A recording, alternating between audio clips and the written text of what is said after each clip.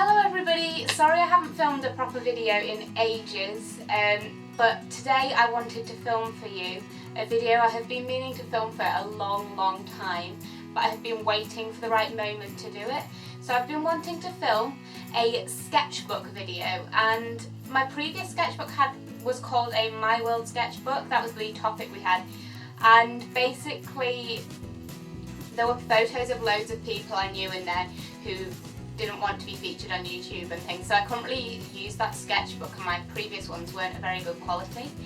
But then when it came to getting my paper for the exams, there were 7 topics to choose from, and one of these was book art, so I thought this would be an ideal video to do for you with my book art sketchbook. So this is basically, you could do any art themed around books, so like altering a book or doing illustrations and things. So I'm just going to show you my interpretations. Just a quick disclaimer, I am not showing off about any of my artwork. I just want to share it with you because I have had a few requests and recommendations from people I know to do this.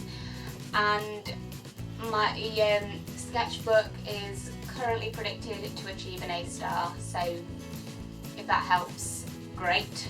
So this is my sketchbook. It is a Pink Pig sketchbook, and it's just the one with the plain white cover, and I decided to decorate it. So there are a few smudges on here now, as it is obviously an active working sketchbook, but I did this at the start. And so it just says book art in Harry Potter writing with my name, and then a sleeping dragon because I thought that was quite cute, and I quite like the rainbow with the bright colours on the front. So I'm just going to start showing you my work.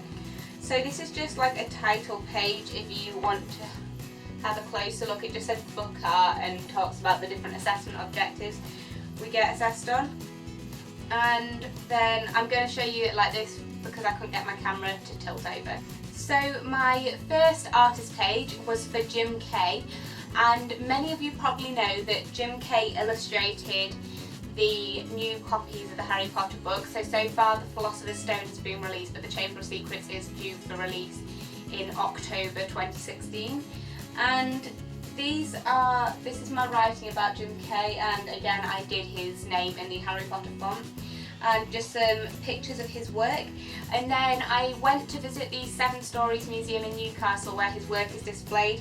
So I've just taken some more photos of his actual original drawings that were displayed there.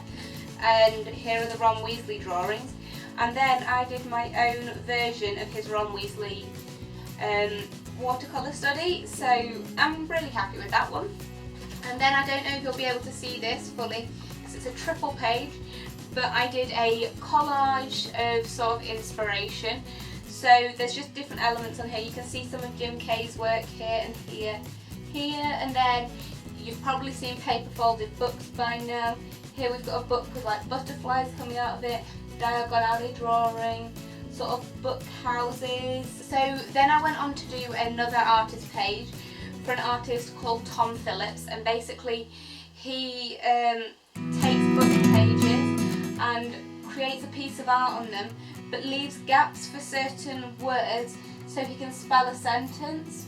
So this one's like planets, flowers, like a galaxy, and autumn leaves theme. So I created my own version of his piece on a Harry Potter book page. So I can just show you the Harry Potter book I used for all my pages. As you can see them in the background and stuff, was Harry Potter and the Goblet of Fire, and as many of you know, this is quite a long book. It's around 600 pages, and my copy is now this thick and is totally empty, well, almost empty. And I know many of you may think that's like book murder and things, but it was from a charity shop, so that's not my copy. My copy is fully intact on my bookshelf, and that copy was bought from a charity shop for about £1, I think, and with the purpose of tearing it up for my sketchbook. So it was never my original copy. But I understand if some of you are against that, because I used to be, but I think it is a worthwhile cause. I think JK would approve. And then we go on to another artist called Johnny Hanna, and I went to visit the sculpture park, which I think is near Sheffield or York or somewhere, I'm not entirely sure.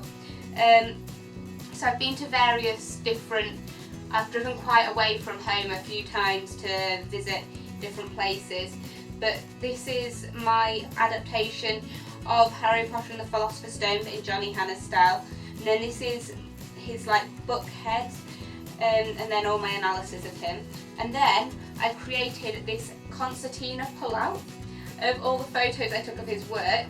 But if I can just fold these back in, this was the most interesting piece to me, and I don't know if you can see that better like this, but basically it is a book where the head should be on a pair of shoulders. It tends to fall out like that. And yeah, so that was quite interesting to me, but I wasn't sure whether I was going to take that forward. So I then took some photos of different books, and I decided what I was going to do was paint my eye using eyeliner and silver sparkles, like the eye from the cover of Mind Games by Terry Terry. And I actually got some author interaction on this one. So on the World Book Day Team Fest page, Terry Terry was actually on there, and I sent her a picture of what I had done, the drawing and what I had done to my eye based on her book cover, and she seemed really impressed with it. So yeah, and she told me that she thinks I should go into cover design. I did my own version of the brain map on the front of It's Kind of a Funny Story as well. So that was that, sort of centred on a roundabout and all the roads coming out, like the different paths in my head. But I did do it on a male-shaped head because I preferred how it looked. Then I've taken more pictures, different things. So I wanted to try doing like a book rainbow to pick out the colours in the books. My art palette, obviously, because combining my art and I'll Give You the Sun, which is an artistic book, Harry Potter sort of montage, and my folded book with my name that I got for Christmas. And then we have to go on and produce ideas. So these were all the different ideas I produced, and I have to admit this isn't my best page, it's probably one of the worst ones in here, but I'll briefly run through them. So one idea was to do like a giant cutout of Harry painted in Johnny Hanna's style. We've got like Harry Potter and the Cursed Child doing a adapted book but of the Cursed Child, how I thought it was going to be, a collage on a canvas, collaging book pages and then drawing Harry in biro over it, a Tom Phillips style book but using Harry Potter pages and a Harry Potter book, a brain map but linked with Harry Potter but in Johnny Hanna's style as well, and a lightning scar collage but in Johnny Hanna's style. So these were my ideas, and to be honest, none of them were very worthy of a higher grade, and I wasn't entirely sure how I could make that work. So I had a look through and I remembered the book head piece by Johnny Hanna, and I decided I was going to try and combine a few of my ideas. So do like still a life-size cutout, well actually it's going to be slightly bigger than life-size now, but with the Cursed Child as the theme for the cover. And so this was my idea, but I still didn't think it was going to be a high enough grade, so I decided I needed to go back, do more artist research. So I researched Gabriel Piccolo, who, if you've never seen his work, look him up on Pinterest. I absolutely love his work. He also goes by the name Piccolo Kun, spelled K-U-N, if you want to search that, because you probably get more of his work. And he had a similar idea to Johnny Hanna here, but with a hand holding the book. So I had a look at that as well. And then I did my own illustrations in his style. So we've got the snitch, the glasses, acceptance letter, lightning scar, and the elder wand. And then this is just a bit of a collage of some of his work. So I don't know if the camera has focused on that, but yeah, have another look into that because that's really cool. And so I love collage, so I decided I was going to use my drawings in the foreground of the book, open book part, and then photocopy my drawings and collage them in the background. So that's what I've done here, but I've tried it out in different media. So we've just got pencil in the foreground and background, but I decided I didn't want to do that because the colour the photocopies came out was a little too vibrant for me. Watercolours, watercolour and pencil. We've just got acrylic paint and then mixed media. And so I decided to go for mixed media. but not all in different media. Most of the items will be in pencil, but I wanted to have the acceptance letter in watercolour because it worked much better like that, as you can probably see there. Then there were the last couple of things. These are the things that I've been finishing off in the past couple of days, because my exam is actually tomorrow and Tuesday, and I'll explain how that works at the end. So I tried out all different fonts for the writing of Harry Potter, because I want Harry Potter and the Cursed Child written down the spine. And I tried out different fonts and I chose this one as my favourite. And I decided that rather than doing the blazer, I would use Harry Potter robes, because obviously that has a more Potter theme and a link to the Potter fandom. And then I finally created this book, and I don't know if you can see it there, but I actually brought it home from school just to show you. And so here, if I just put my sketchbook down, I can show you the book I created. So this is the book. I got a copy of the Half-Blood Prince from a charity shop, again not my copy, and I used Collage in the background to build up the layers, and my drawings in the foreground with paper down the spine and Harry Potter and the Cursed Child written. And then I used a spring to add a flying snitch flying on the top, and it sort of just springs about. So if you want a close look at that. And you can see this on my Instagram as well. And what I did was I asked my friend, she has Gryffindor robes, I asked her to bring them in and dress in them and hold it in front of her face to create an image of what my final piece would look like. So that's just shown here.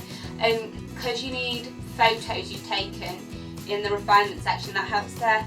And then this just shows what my final design is going to be. So what I'm going to do is I have a piece of wood actually cut out in this shape ready to use tomorrow, and I will be painting the robes at the bottom, collaging on the book face with the snitch as a spring, and this is just a diagram of how I'm going to do all the different parts and explaining how I use the different artists. So I hope you enjoyed that, and if you're doing art, hopefully it's helpful. Maybe if you're in a lower year than me, so that you've still got things to come. And yeah, if you just needed any inspiration, great. What I'm going to say is, obviously there were options with book art, but I had to go ahead with the Harry Potter theme. I hadn't originally intended to, but I just loved the idea of being able to use my favourite books in my favourite thing to do, which is my art. So I really enjoyed that. The way our art exams work here in the UK is a 10-hour exam, so it is the longest exam you can have, and what happens is you have 5 hours each day, you miss all lessons. So tomorrow I will go into school and I will have 2 hours and then a break, 2 hours and then my lunch, and 1 hour before I go home, and then the same on Tuesday. And we have to have a project that will take us those full 10 hours to fill, sort of thing, and to totally finish it. And yeah, that's basically our final piece. So our coursework element, which I've done before, which was my World and my Natural World sketchbook, that makes up 60% of my final grade, and then this makes up 40% of my final grade. So hopefully I get the grade I want, and yeah, I hope you've enjoyed watching this, and hopefully you carry on watching my videos. See you next time, bye!